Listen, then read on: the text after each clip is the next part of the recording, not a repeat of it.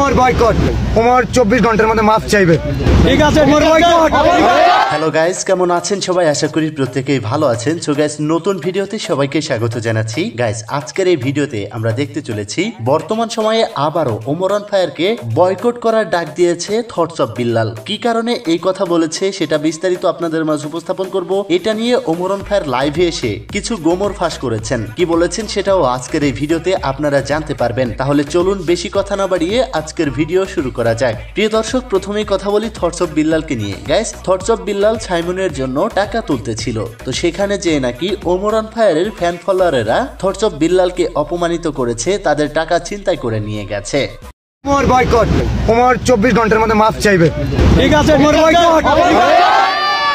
ওমর বাকি 63 জেলায় মানবিক কাজে যে বাধা দেয় এই ঠাকুরগাঁওয়ের পোলাপানে ওমর বলে দিচ্ছে, না হলে ঠাকুরগাঁওয়ের পোলাপানে স্পট না, 2-4 জন ছাত্রীকে বলে দিতে এরাই গঞ্জাম পাকাইছে। একজন যদি বলে আমার যদি কোনো ফ্যান ফলোয়ার মানবিক কাজে বাধা দেয়, সেটার দায় আমার নিতে হবে।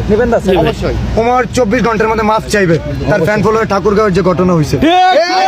তো গাইস, এখানে thoughts of Bilal Omar on ফায়ারকে সরাসরি দোষারোপ করছে যে তার ফ্যান ফলোয়ারেরা টাকা ছিনতাই করেছে। গাইস, এটা আসলে ট্রেন্ডিং এ থাকার জন্য একটা নতুন ফাঁদ বলতে পারেন, কারণ ওমর অন ফায়ারের ফ্যান ফলোয়ারেরা কখনোই এই কাজ করতে পারে না। তো যাই হোক প্রিয় দর্শক, এই বিষয়ে ওমর অন ফায়ার লাইভে এসেছিল এবং লাইভে এসে তিনি কি বলে চলুন দেখে নেওয়া যাক। আমার নাম মোহাম্মদ মারুফ হোসেন ওমর। আমার নিয়ে যে যত যাই কোক না কেন, আমার কন্টেন্টের টাইপ কখনো বদলাইব না। আমি জাস্ট ফাইনাল অ্যানাউন্স করে দিলাম, আমি এখন থেকে রোস্টিং কন্টেন্ট বানাবো সবসময়। ঠিক আছে, এটা হলো আমার ফাইনাল কল। আমি এখন থেকে রোস্টিং কন্টেন্ট বানাবো। রোস্টারের পরিচিতি আপনারা আমার দিচ্ছেন, আমি এখন থেকে রোস্টার হিসেবে থাকবো। আমি একজন নিকৃষ্ট মানুষ, আমার মন মানসিকতা ভালো না, আমি অহংকারী, আমি যা মনে তাই ওই একটা বন্যা হোক, আমি খালি জামু যাইয়া কয়েকটা ভিডিও বানামু, ভিডিও বানাই ব্যাকগ্রাউন্ডে খালি লাগাই দিব, একটা ইমোশনাল মিউজিক চলবো, যে কোনো একটা ইমোশনাল মিউজিক লাগাই দিব। কালকে আমার মতো ভালো মানুষ এই দুনিয়াতে নাই, বাংলাদেশের মানুষ আমার টপে উঠে লাগব।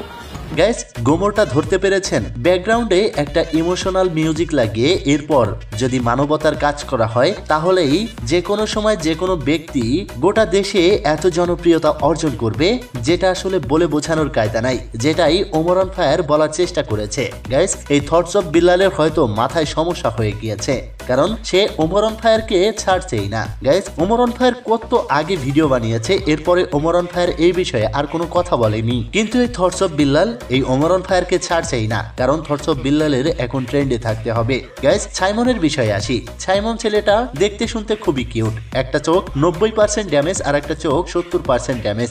তার জন্য আমরা সবাই দোয়া করি এবং যে যার জায়গা থেকে পারি এগিয়ে আসি, কিন্তু ওমর অন ফায়ারের নাম বেচে সাইমনকে জড়িয়ে এই থটস অফ বিল্লাল আরো ভাইরাল হওয়ার জন্য হাইপ তুলেছে, এটা তো বোঝার বাকি নেই। গাইস, এই বিষয়ে আপনাদের কি মতামত কমেন্ট বক্সে লিখে জানাবেন।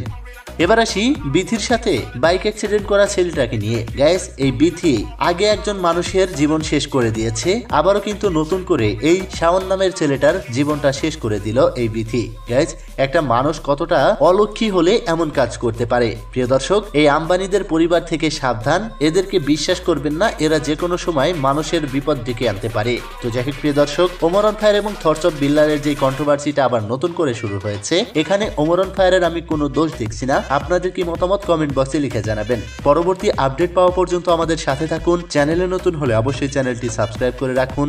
দেখা হচ্ছে পরবর্তী ভিডিওতে, ততক্ষণ সবাই ভালো থাকুন, সুস্থ থাকুন, খোদা হাফেজ।